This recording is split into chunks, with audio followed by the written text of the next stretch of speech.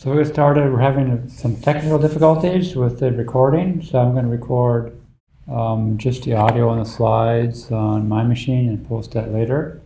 And hopefully soon the main recording will be fixed.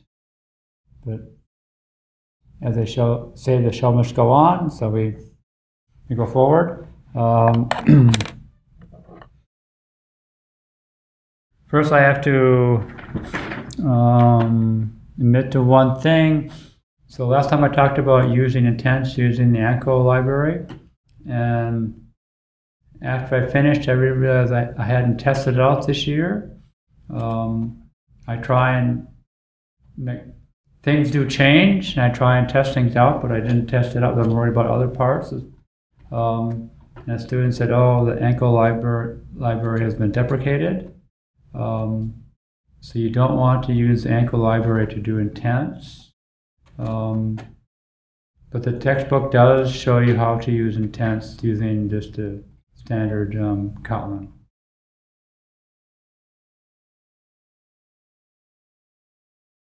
So you want to avoid using what I talked about last time to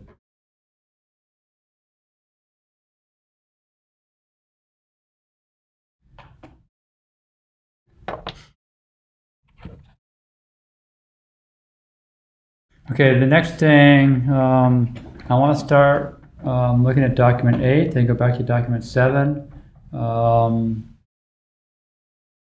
In part because I want to talk about using resources. And so most people know about the model view controller, way of putting together GUI applications, where we try and separate out the view, which is the layout in the Android world. The controller is basically your activity, which deals with all the interaction between the view, right? So when you press a button, the controller knows about it. So far, we haven't done much with the model, but the goal is to keep all your computations relevant to your application separate from the view and separate from the controller. So it does several things. One is it makes it easy to understand what's going on in the application because there's separation of concerns. Right, the view just does view things. Also, it makes it easier to change things because if the view gets involved in doing the computation and the controller gets involved in the computation, when we want to change the computation and we change the view, those changes can propagate. Now in the Android world, there's another component here, resources, and we want to keep those separate. We've already seen an example of strings, right, that you display on the screen. So there's string resources that we can then create. And then when we want to display text on the screen that's static, we read from the string resource, and that allows us to support multiple languages, right? Just by translating those strings, adding those resources to our application at the right place, and then Android will select the right string resource to get those strings out, right?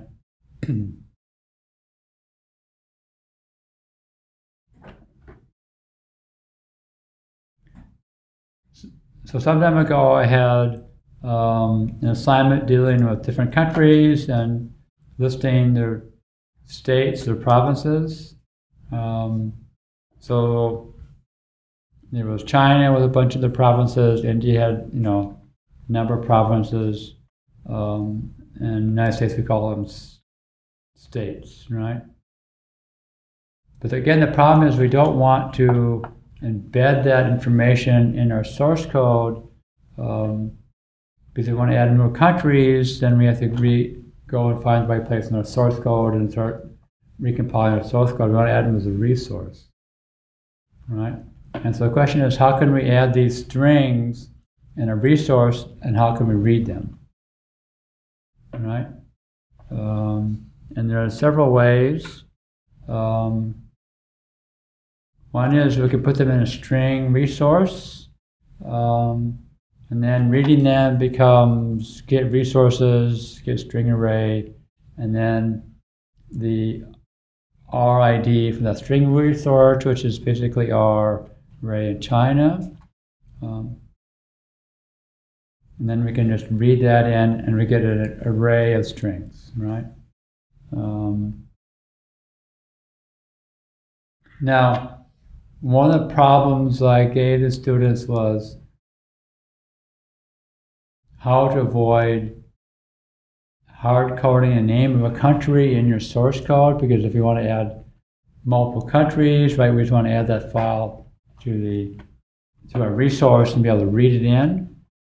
That's not the problem you have on assignment 2. Right, but we want to be able to take listing of all your classes and put them in a resource and then read that in. In a later assignment, we'll see how to actually talk to the network to get the data from the network. That's not for assignment 2. I mean, that's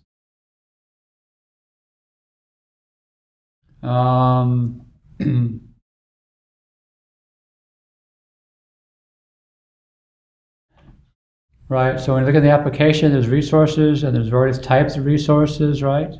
And we want to add values.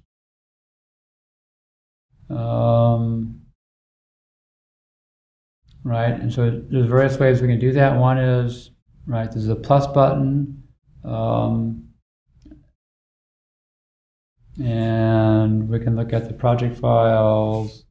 When we go to values, right, we can now right-click and get a pop-up menu to create a new, and now I can create a values resource.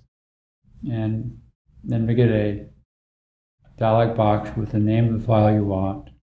And then we can add it to a resource file. In this case, I created one called countries. And the contents looks just like basically empty, right? And it's an XML file, and and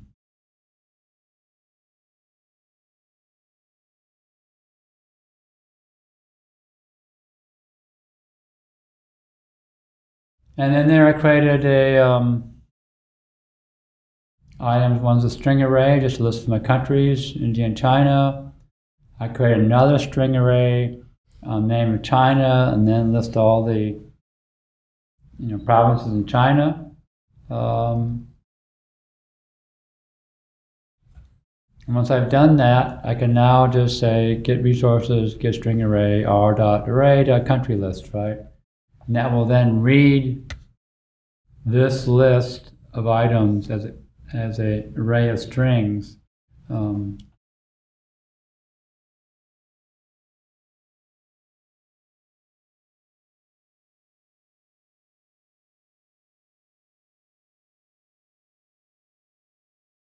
So far, so good.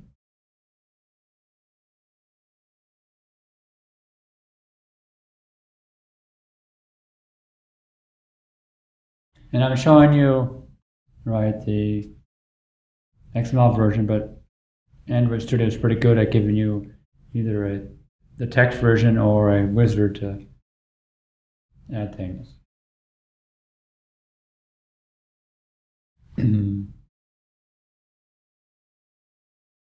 Now, if I want to read in all the provinces of China again, just get resources, get string array, r.array. Name of that array, and then I get back a list of all the strings listed under China.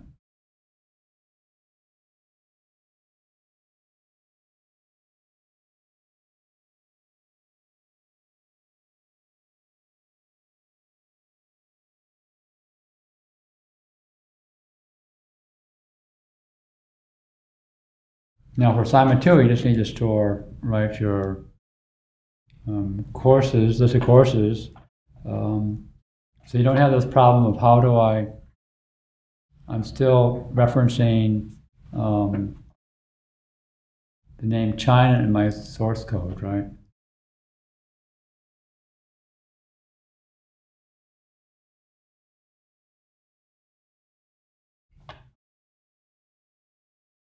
Like I said, for most types of resources, this is not an issue, right? If you just want a list of courses, you can just, courses, and you get the list and you're done, right? But in this particular case, it was challenging because we didn't want to hard code a list of the countries in any way in the source code, so that we could just add things to the resource and then read them automatically from our code. All right.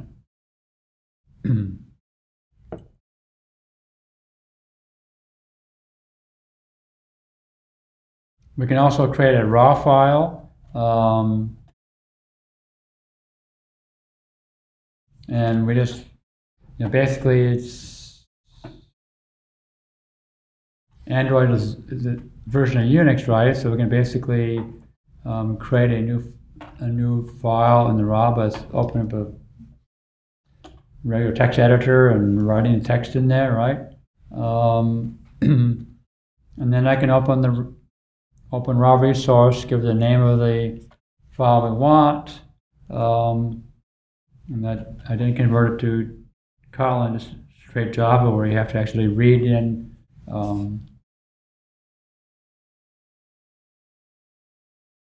once I got that input stream, I can then read the each line of the file into a string.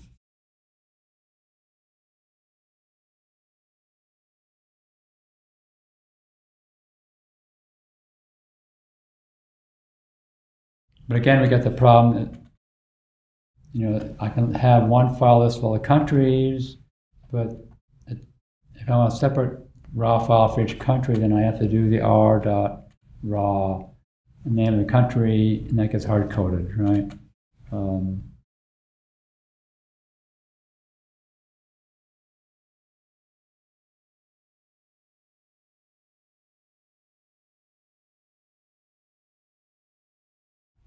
So one way to solve that problem is basically create one file and add both a list of countries and the provinces in that country after each other, and have some sort of separator. It makes parsing the file harder, right? Because then we have to say, okay, the first line of the country, that's the country, now keep on reading until you get the separator, and then those are the provinces, and then we start again, next country, right?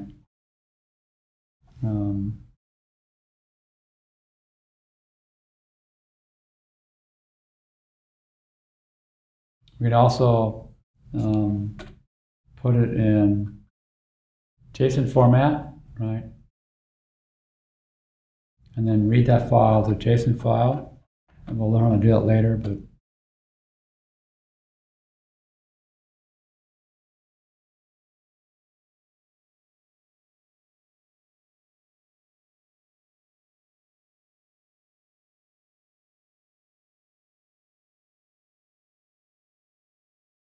we can also create assets. It's a bit harder to do, but you have to do it all by hand.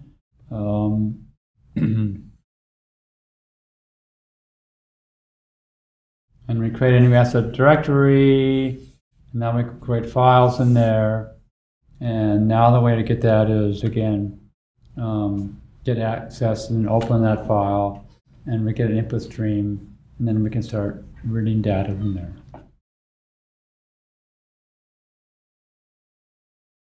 Again, for assignment 2, we don't have to worry about this particular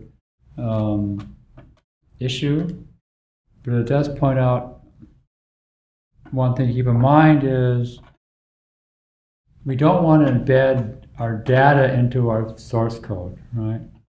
And we don't want to embed dependencies on particular data in our source code, like the name of the country, right? It's better to have it as data so we can read it in, so we have the flexibility of adding to that data later without having to go through our source code to see where, over here I'm using the name of the country, so I have to worry about now in a new country, go and modify my source code.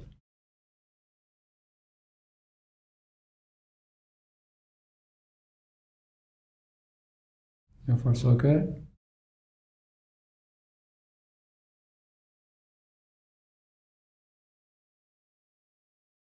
Which leads me to another problem,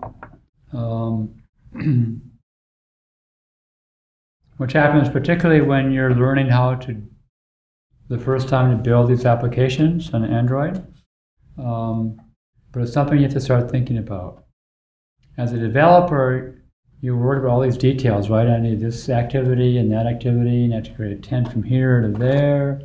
And then I need to go back, and then, well, I go back, it's finished, but no, but I want to pass data back, so I need to, right, I have to start activity for result, right? And so all these details, you're working with all these technical details, how to make the application work, right?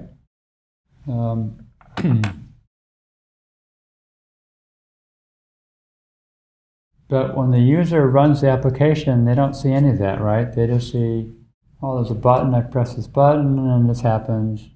So it's important to ask yourself, what happens? How does the user think this application is going to work? Now, I'll give you an example. So a student came in to me today to talk about assignment 2, and you're like, okay, I start the first view, and then there's a next button, and that brings you to where I can type in the name and address and email. Next button, it goes to select your course, and then another next button, and it goes back to the very first scene. And you're like, wait a minute. You have the next button goes to the next, and then the previous goes back, and then from here you've got a next button that goes forward, and the previous goes back. Now you got a next button here. So you just trained the user to think next goes this way, right? And I click on next, I'm expecting to go here, but you brought me all the way back here, right? So it's like a surprise. You built up a mental model of next goes this way and previous goes that way, and there's no indication that this next gets wrapped around and goes all the way back. So you need to think about, how is a normal user going to think this thing operates, right?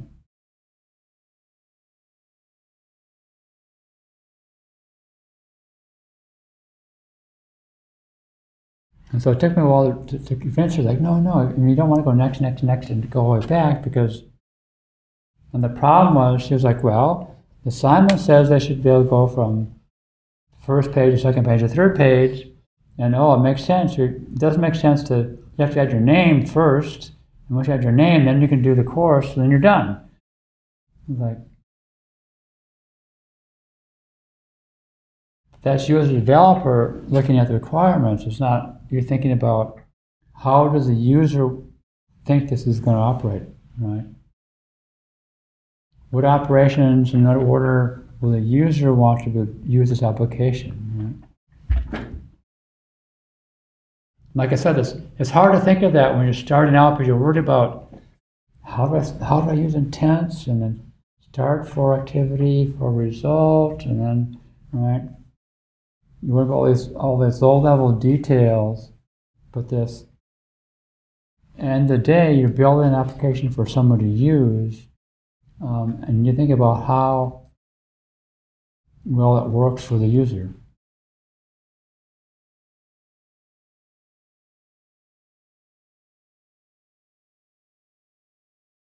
Okay, any questions?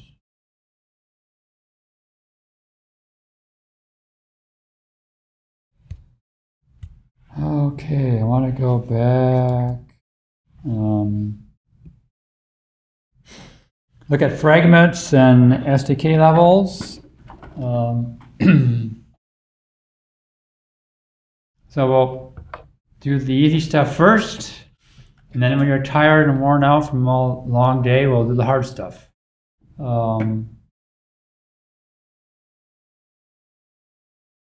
When we create a widget, right, we give widget ID. What happens if we've got multiple widgets and I give the same ID.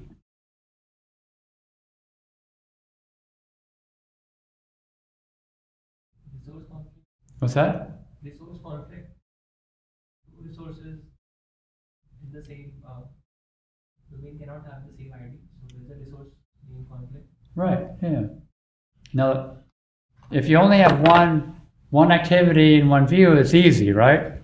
But now if you've got 3 or 4 or 5 or 15 different activities and views, and each one you're giving IDs to all these widgets and all these different, right, clashes become more likely. But there'll be a clash, right? And then when you want to reference that ID, which one are you going to get? We don't know, right?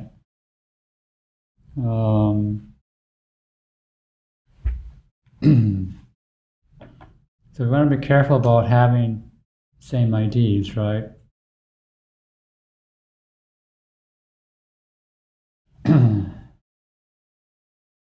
Another thing, basic some background is in the GUI builder, right? We drag all these widgets and we arrange them and put constraints so they stay in the right place, right? And when you look at the actual file it produces, it's an XML file, right? So at some point when the programs run, Android has to read that file and actually create all those objects. If you've got a text field, we have to create a text field object. If you've got a button, we have to create a button object, right? That process of reading the XML file and creating the actual Java or Kotlin objects represented by that XML file is called inflation, or inflating the, right? Now, whenever we create an activity, right, there's onCreate and there's a set content view, and then you say R layout.activity, blah, blah, right? This set view, this R is given reference to the XML file, and then this method called set content view is inflating, right, the XML into real objects. And so up to this point, we didn't have to worry about inflation or inflating an object, right? Because we just say set content view is connecting your GUI up to your application. But it's actually this process.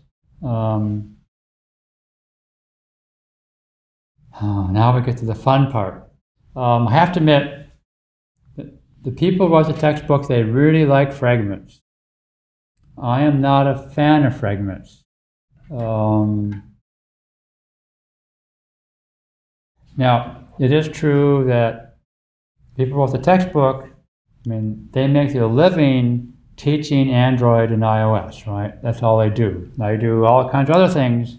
So they do have a lot more experience writing Android applications than I do. The reason I don't like fragments is they add another level of indirection, another layer of complication on top of the whole system. Now, so let's talk about why fragments exist. So typically, very common application is there'd be a view which a list of things, right? And you select an item in that list, and then you go to a detailed view. It shows you more about the information, right? For example, here is a list of countries, and then you select a country, and you go to another view, and then it gives you detailed information about that country, right? It's very common. You're on a news application, a list of articles, a list of topics. You click a topic, you go to a list of articles, right? Another list like that. Now there's a news article. So on the phone, there's separate views, right? Well, then what happened, of course, is in the very beginning, there was just phones, right? And then one day, Steve Jobs has another one of his famous speeches like, here's an iPad. And then the Android team goes, oh no, not again. And the problem is what? If you're on a tablet, right, then you don't want to have the big tablet just a list, and then you click on the list, and then you go to detailed view. It's like you get a big screen. So you want that list on the side, and you click on item, and you get the detailed view on the other side, right? Now the problem this presented the Android developers is initially, right? We know that this is one activity and one layout, right? This is another activity, right? And another layout. Now what they want to happen is they want to be able to use the same setup to do this. But either we need to allow two separate activities to run the screen at the same time, or we need to change something else. And so their solution was fragments. And so we can now create a list fragment and a detailed fragment. And then in the phone version, right, there's an activity for the list and a list fragment, and then there's activity for the detailed view. And then we can have one, for the tablet, we can have one activity, but it controls those two fragments. So it gave them a way of reusing, defining basically a layout, and then reusing it in another place.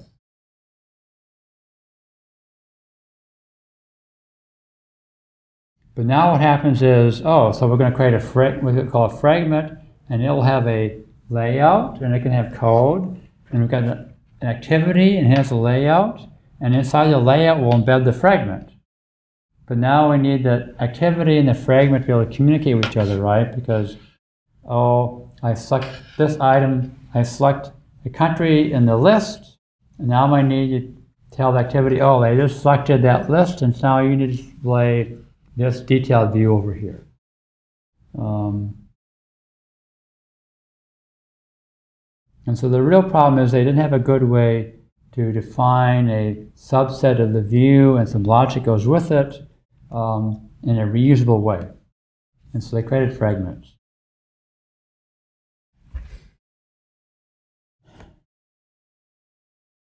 And they did it in a hurry. Because Steve Jobs goes, here's iPad. And they're like, oh no, we need a tablet. And we need Android to run a tablet. So I did it in a hurry. And then they had to, once they got it out, then they had to go back and clean things up. And so a fragment is like a mini activity. You can have GUI elements, and you can create a fragment, and you can go over here, and then in the GUI editor, you can add all the widgets, right? And the fragment can have logic. And, there's a fragment, you create a fragment, subclass of fragment, you give it a layout, it has lifecycle events like we do for activities, but fragments are not standalone. You have to embed them inside an activity. And there's a bunch of existing fragments. The list has grown. And the list fragment, this fragment is slightly frustrating because they've deprecated lists in favor of recycle views. They took out a list fragment. Just like, why do you have a list fragment that uses a list when you've deprecated a list? Why don't you have but they're working on it.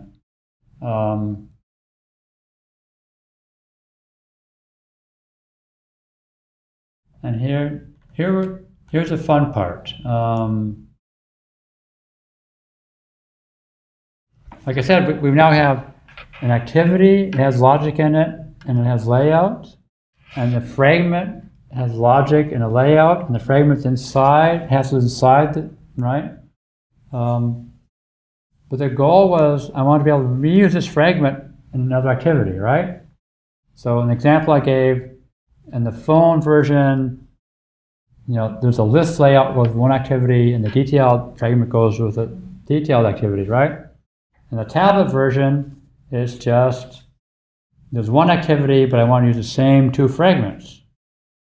Now, if the fragment makes any assumptions about the activity it's in, we can't pull it out of one and put it in the other, right? If the fragment knows, oh, I'm going to talk to the detailed activity, what happens when we want to move it to the tablet and use it there, right? Because, this fragment knows it's talking to this activity, and this one knows it's hard-coded the fact that it's going to talk to the list fragment to tell which one was selected. When I move it to the tablet, now I have to modify the fragment. And ideally, what we want to do is we want to create one application that works, when you download it to a phone, works one way, and when you download a tablet, works another way, right? So, in big font, right, we don't want the fragment to hard code information about a particular activity, because as soon as we do that, it gets stuck to activity.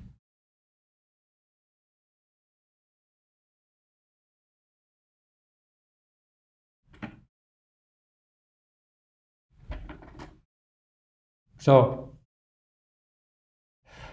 that said, several things have happened since. How many people have got Android tablets? Yeah, a few people, but not very many, right?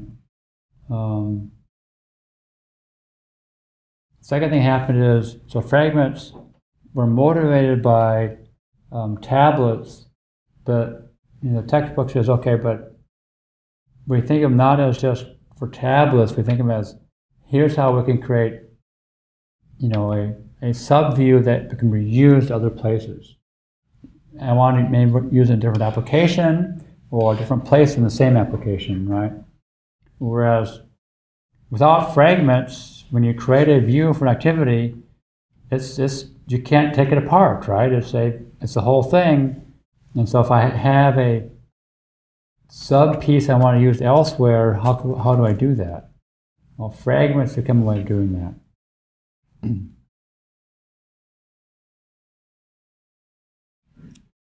the second thing that's happened is, with Compose, it's a completely separate way to achieve the same goal. So we don't need fragments in Compose, because the way you build up your GUI is with functions.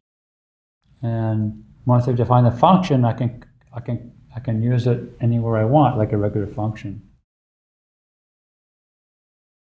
But so fragments have their own life cycle.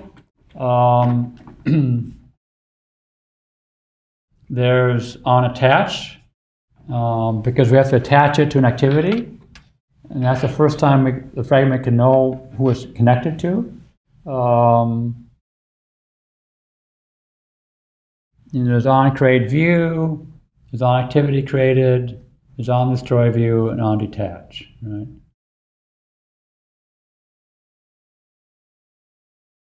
Now, another thing we can do with fragments, we can have one activity start with one fragment and then swap it out for another fragment, right? So we can have part of the view stay there and part of it go away. So it becomes a way of, okay, I want to start with this, but no, I need to do something different, so I'm going to take this fragment out and replace it with that fragment, but I'm still in the same activity. And part of the view can still be the same.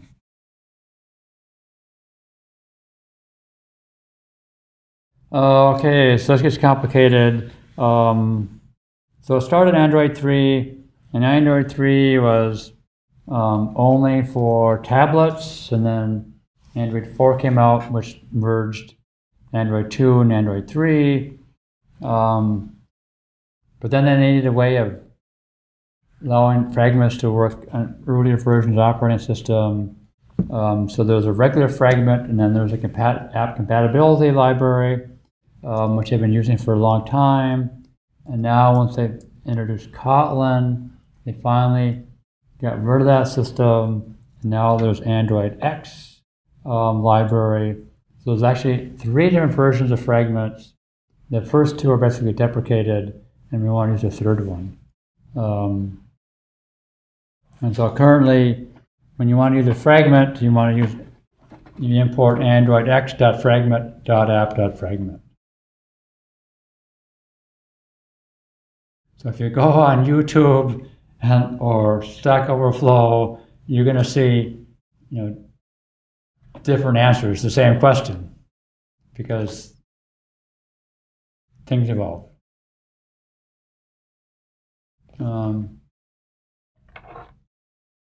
The nice thing about things evolving is that it usually means that people on top of things get paid more.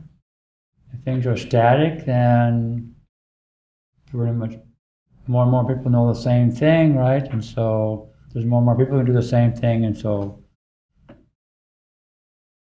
unless the job market keeps on growing, then the salaries go down. So it's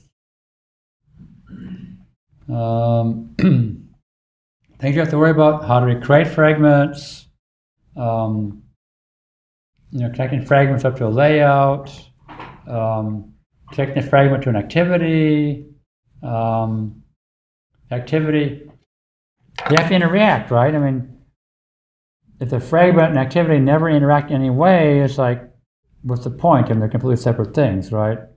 In the example of a country, if I select a country from a country list, right? The activity has to know which country I created, so when it calls the second activity, it knows what country to tell it to show the detailed view, right?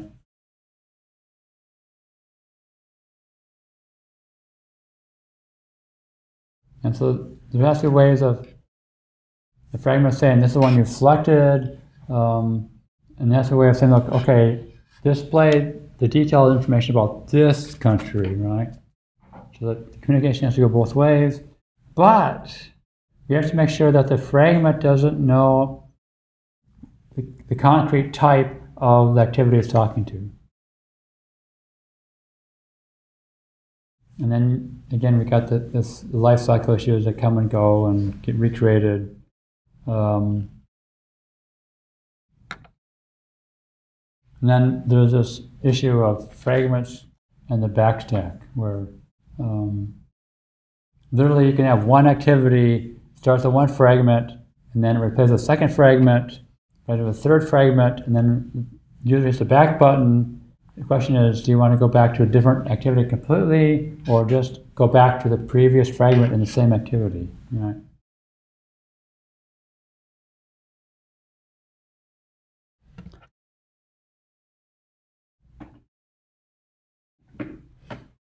So my goal usually is come up with the smallest possible example that shows a complete thing, right? So here I want to use a fragment inside an activity.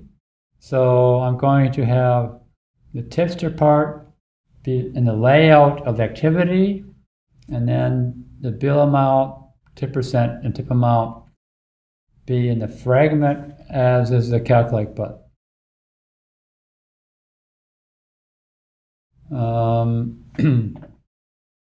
How do I create a fragment? Well, in Android Studio, there's a new, and then you get this. If you're highlighted a project inside Android Studio, you get this long list of things, and there's a fragment, and then there's a list of different types of fragments you can create. And I will warn you that once Android Studio 4.0 comes out, the list changes. So this list will be different in Android 4 than it is in Android Studio 3. Whatever.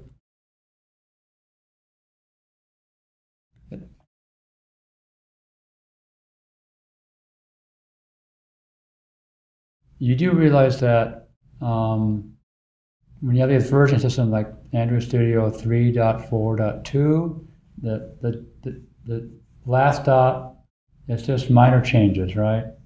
Middle dot And usually the third dial is just basically bug fixes, and the second dial is we add more features. When you change that high-level view, that means things change enough it's not really the same thing anymore, right?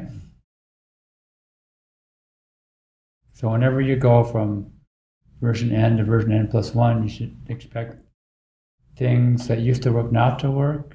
And there'll be new features. I know some people who claim that there should never be a version 2 of anything. You should just give it a new name so people realize that what they used to do won't work anymore, right? So when you create a fragment, you get this wizard, and the last two items you can select add a lot of features that are going to confuse you at first. So you may want to avoid adding them because you get all this code, like what's this for, what's this for? Once you understand what they're for, understand the big picture, and then okay, that's going to save me time. But when you're learning things, too much information can be not a good thing.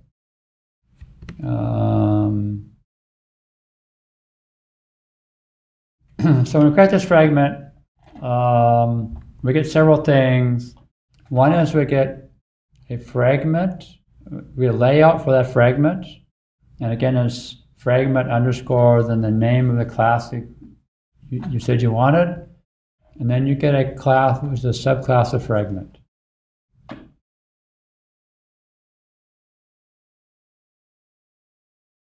And you then get the onCreate view, and I added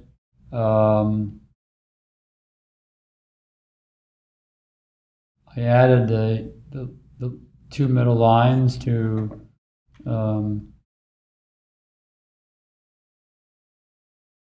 well, in activity, what we do is the onCreate. What we do is we say set content view, right? And things are inflated for us. With fragments, your layouts are not inflated for you.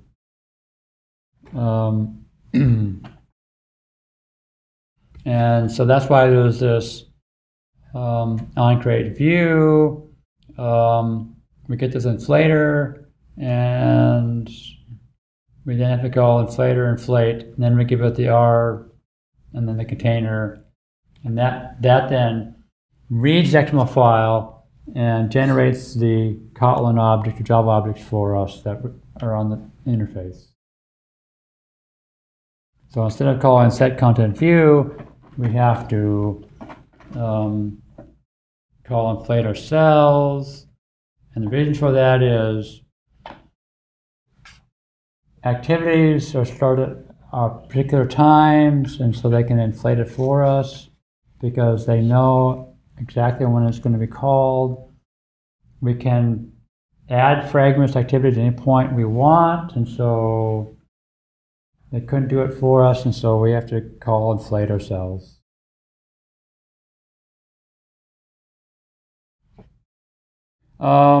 Well, not 2 versions, 3 versions.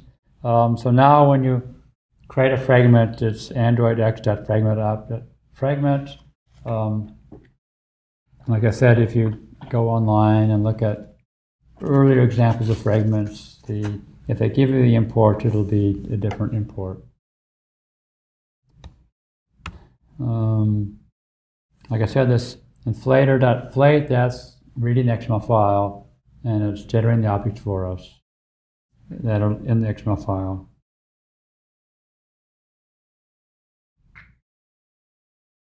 And it's, the 3 arguments are, one's a resource that is, the R reference to the R, which gives you the XML layout. This is, the view group that it belongs. And then do you want to attach this to the root? And the answer is no, because we're a layout, we're in a fragment, not an activity. So we're going to attach it to the activity later, not add it right now to the root window. So already we have to know more details about this inflation than we did in the activity.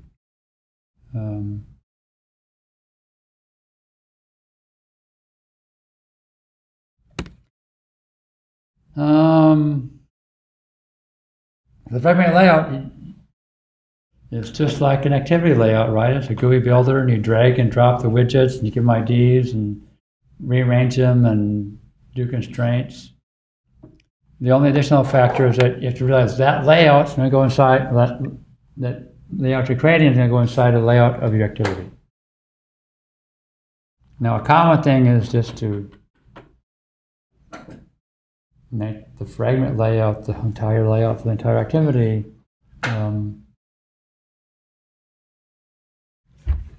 But, all right. So in my case, right, I just added the text and the text fields and the button. That gets embedded inside my activity layout. And to do it, I created, you get a frame layout, which you're going to add one layout top level to. So I added a table layout to make it easier to line, the text, and we want things to line up nicely, right? We don't want this one to end here and this one start there. It looks, you don't want that jagged. You want, here's what it is. Here's text field. Those text fields should be the same size and same, right? And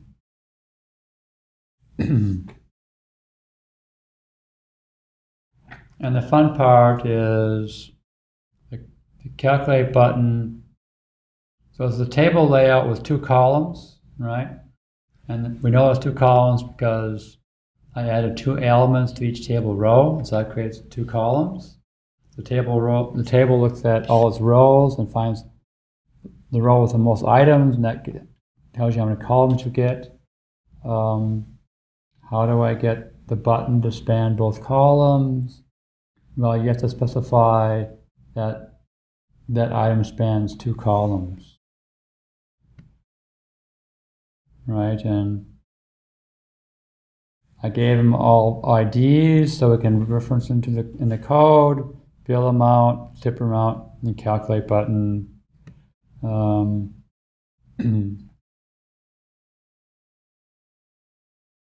So again, the fragment to be able to, access those text fields, compute the result, and add it to the right place, right?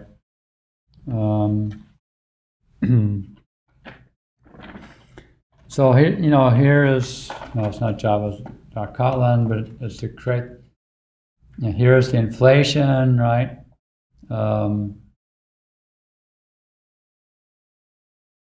Now,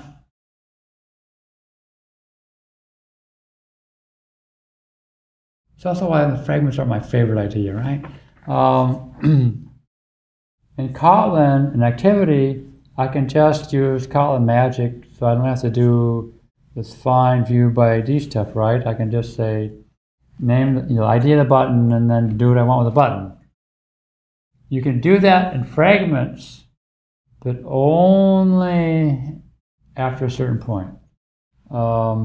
At this point, I'm inside the onCreate view, so the Kotlin magic doesn't work.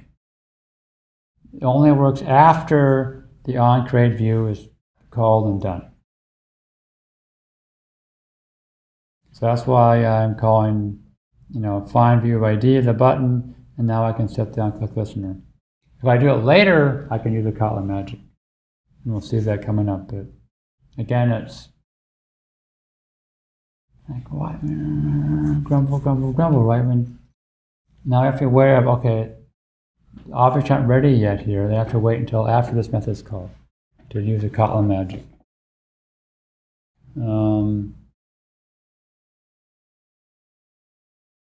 So I have a calculate tip, and I just pass in the amount and percent, and then I just do the standard calculation. I have a display tip function, and now since this is called after the onCreate view is done, I can use a Kotlin magic just to say reference the text fields by using just their ID as a property in Kotlin. And then I get the text, and I have to convert it to a string so I can do something with it.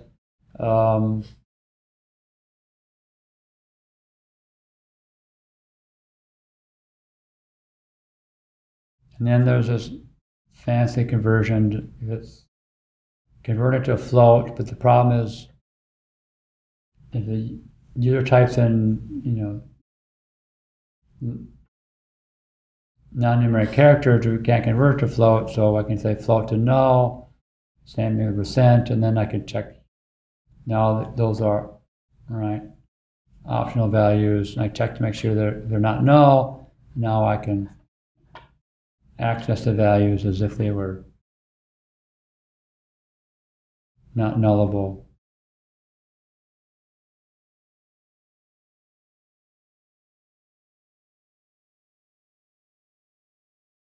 So besides having to worry about this onCreate view and worrying about inflation, it's just like doing the same thing in an activity, right? But we still have to connect it to the activity, right? It's not an activity, it's not standalone. So yeah, like I said, you can't use the Kotlin magic to access widgets directly until after onCreate view. Now, I could have done this, right? I could have just inflated my view on onCreate view. Then there's another lifecycle method that is common with activities and fragments called onStart. And now I could have set my onClick listener there. Because that's called after the onCreate view, which means we have to know the order in which these things are called.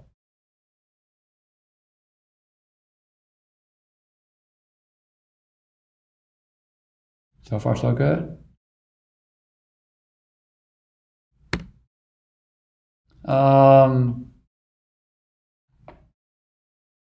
So adding the fragment activity. So here's my activity layout. And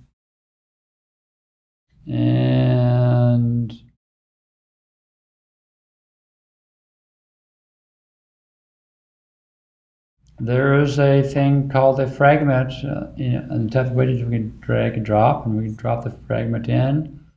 And then it asks us which class do we want to associate, with that fragment. So you want to create your fragment class before you add the fragment to your activity. And once you've done that, now you have to worry about constraints, but it's now connected, that fragment. It's going to put that fragment layout here, in the activity layout.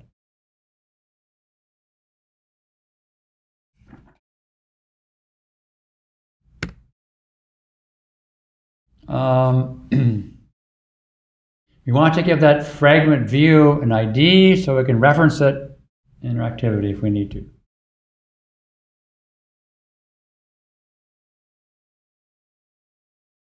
And now it just works, right? Now I can run it, and I can type in amounts, and I can type in % and to calculate, and it all works.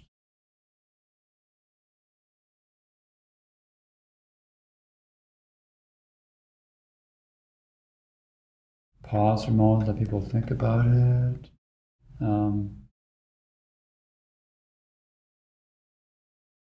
But at this point, the activity and the fragment are basically separate, There's no interaction at all, In this example, I don't need interaction. Of course, in this example, I don't need fragments either, So now the question is, how can the activity interact with the fragment and the fragment interact with activity, So I'm going to modify the example just to show how that works. And we'll see how far we get. So yeah, just type, it works, You type in a number, and then you type in another number. And then also keyboard doesn't allow you to type in text, only type number of decimals, and you click on the calculate button, and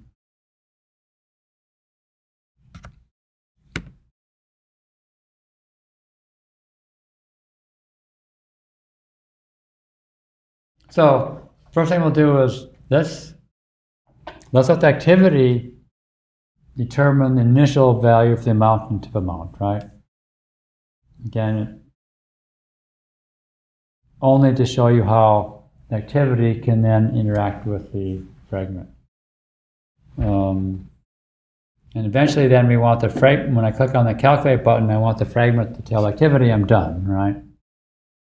Just to show you how that fragment can talk to activity.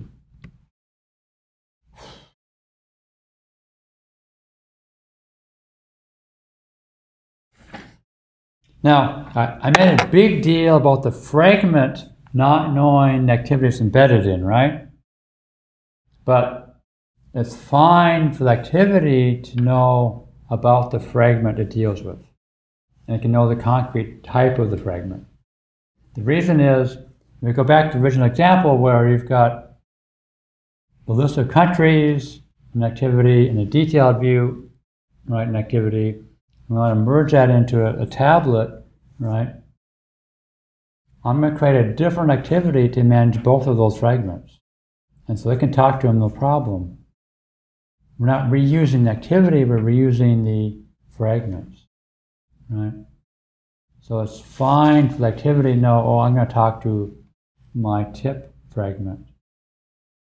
We don't want the tip fragment to know the name, the type of the activity it's embedded in, so I can move that around.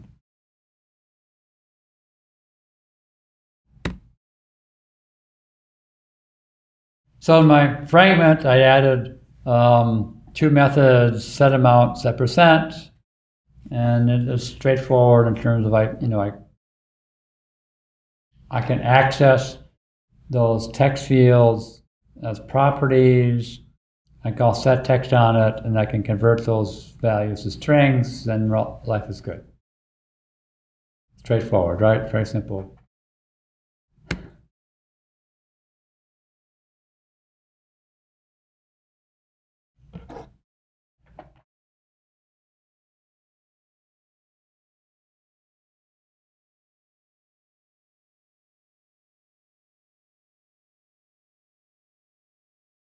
So here's how, right, the various fragments and activity lifecycle interleave, right? So the fragment constructor is called, then onAltach is called, then onCreate view, and once that's done, my onCreate method for the activity is called, right?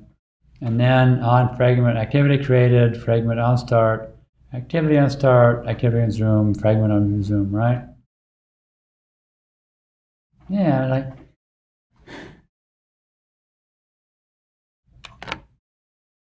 in a couple of years, I'm going to be grateful, like, oh, just forget fragments, just use compose, right? Because it gives us a way. I mean, the whole problem is we want to define a piece of logic that goes with a piece of layout of a view and able to reuse it.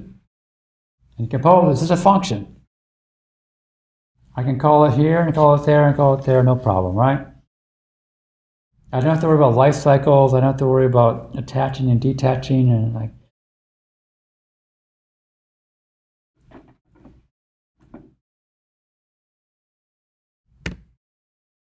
So, in my onCreate and my activity, you get the support. I get the support fragment manager, and then I ask the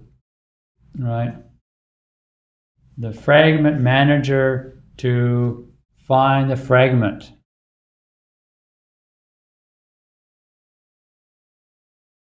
Right, and again I do it by ID, and then I convert it to the concrete type of the fragment.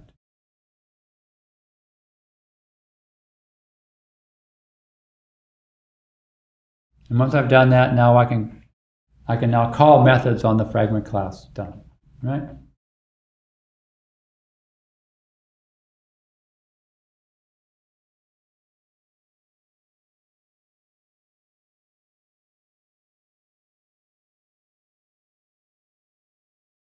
Now, I really should be more enthusiastic about fragments, but you can see we've added more complication, more details, right, to get something done.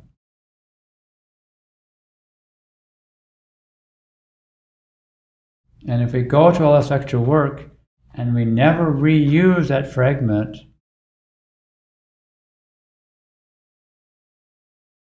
what's the point, right? I mean,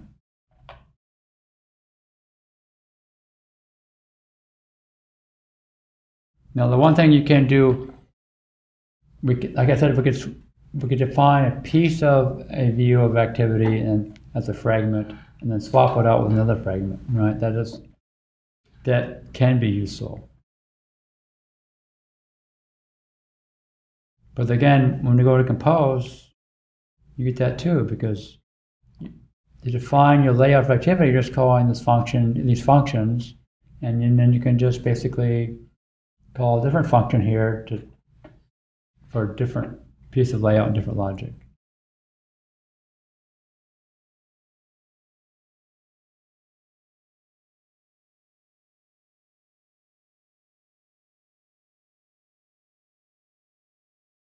So next time we can see how the fragment can talk to an activity without knowing much about the activity.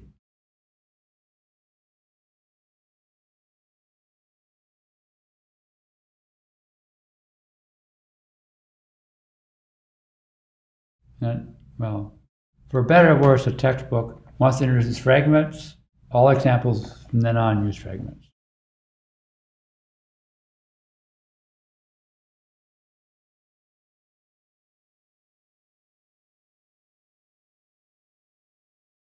Okay?